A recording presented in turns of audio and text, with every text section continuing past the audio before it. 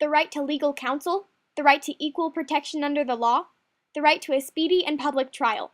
Those were just some of the privileges stripped of Japanese Americans during World War II.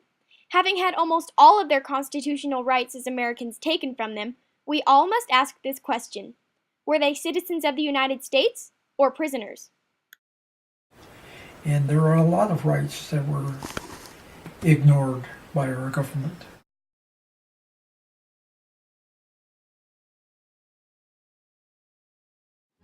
Numerous rights were taken away from Japanese Americans without a drop of evidence present when President Franklin D. Roosevelt sent them to internment camps such as Camp Amache in Grenada, Colorado, and it took several years to have responsibility taken for the United States' actions.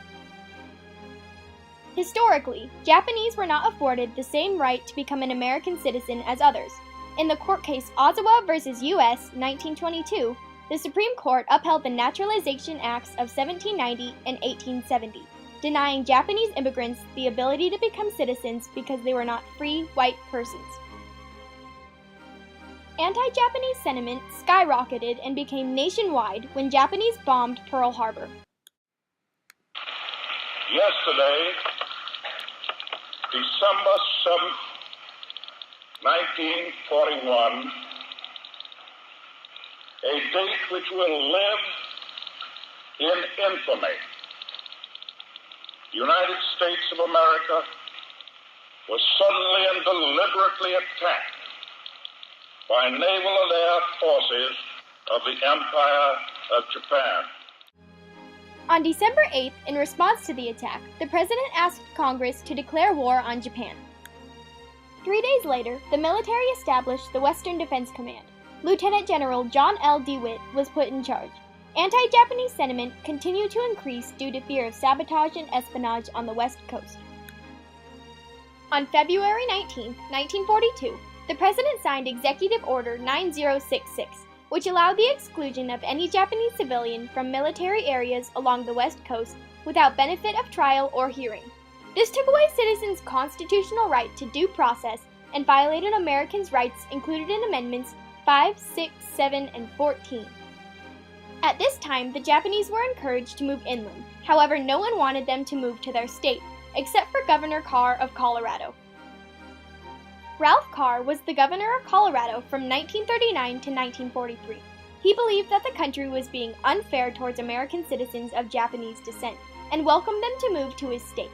He wanted to be patriotic, but he knew what the country was doing wasn't right. If you harm them, you must harm me.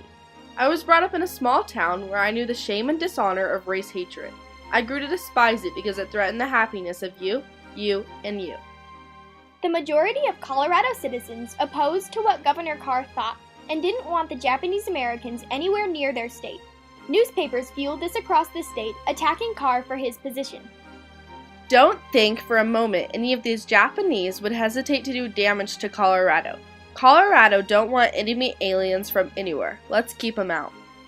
In March of 1942, Executive Order 9102 established the War Relocation Authority pamphlet, which was a civilian agency that was in charge of managing the concentration camps. Voluntary evacuation ended with the first of 108 civilian exclusion orders issued. These orders required all people of Japanese descent, the Isai, Japanese who were born in Japan, and Nisai, Japanese American citizens, to be held in assembly centers until the concentration camp areas were finished. This only gave the Japanese Americans a short time to pack up their things and decide what to do with their homes. They were responsible for selling their businesses and property in order to have money. I mean, we had 6 days from the time we got the notice. And you can't do much in 6 days. I mean, we had a 20-acre farm. Starting in June, they moved from the assembly centers to the relocation camps. On the train, the Japanese were told to close the curtains and cover the windows so that they didn't know where they were going and so the people didn't see Japanese were coming to their area. Sometime the train stopped. 15 to 20 minutes to take fresh air, supper time, and in desert, in middle of state. Already before we get out of train, Army machine guns light up toward us. Not toward other side to protect us, but like enemy, pointing machine guns toward us. Camp Amachi, directed by James Lindley, was 16 square miles of private land in Grenada, Colorado. It was formed on August 24, 1942, where over 7,000 Japanese lived. 2/3 of them were American citizens. The Japanese and the Grenada farmers ironically had more in common than what would be expected because they were both forced to give up their land in order to form Amachi. Government. This is the only camp out of the 10 that was on private land, so they condemned local farmers' land to put the camp on, 13,500 acres. So many farmers will lose their land and their homes. The Japanese Americans were not allowed to bring any cameras, alcohol, or firearms to the camp. This went against the Second Amendment. The camp consisted of many barracks, one station for using the restroom and bathing, a Buddhist temple and a Christian church, a high school, and a mess hall. The mess hall was where the internees had meals. It took away parents' responsibilities to keep their children under their watch. The families didn't sit together because the children were separated. The internees tried to make life in the camp like the outside as much as possible. Amachi had a paper called the Grenada Pioneer that made the Japanese Americans aware of what was going on. Having a newspaper, however, did not mean that they got the right to free press and free speech. They were required to make sure that their views on internment were consistent with the war authority. They were constantly under watch.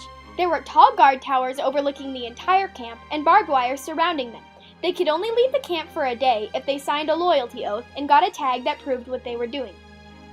All the concentration camps were similarly built, with tar paper barracks, floors through which large red ants came up even inside the room. We were only given one room to a family. There was no privacy whatsoever. There was a Christian and Buddhist facility for internees. However, they were prohibited from practicing the Shinto religion, thus depriving them of their First Amendment rights to religion and assembly. Individuals believed that a high school in Amachi would be a waste of money, even though most of them were United States citizens and had the right to a free education.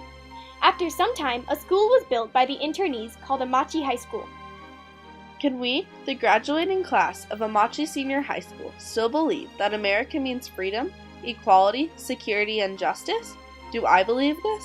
Do my classmates believe this? Yes, with all our hearts, because in that faith, in that hope, is my future, our future, and the world's future. In 1943, there was correspondence between the War Relocation Authority, Secretary Interior, and President Roosevelt concerning the status of those in the Japanese internment camps. The plan was to determine their loyalty, and if found to be loyal, they could go to college or work outside of the camp. They could also join the military. In February, the President announced the formation of the 442nd Regimental Combat Team. Some men from Amachi were a part of this. This team was the largest and most successful combat team in fighting for their country, and yet they had no rights as American citizens and weren't allowed to become an officer. On December 17, 1944, Executive Order 9066 was lifted. The Japanese were allowed to return home, but it took a while for the internees to leave. On January 27, 1946, the camp was finally shut down. It took years for the Japanese to recover and get back into the American way of life. Many years later, America finally took responsibility for their actions. Several presidents, even to this day, have apologized for their country's unconstitutional actions towards the Japanese Americans, and they have been reimbursed some of their money they lost due to being interned.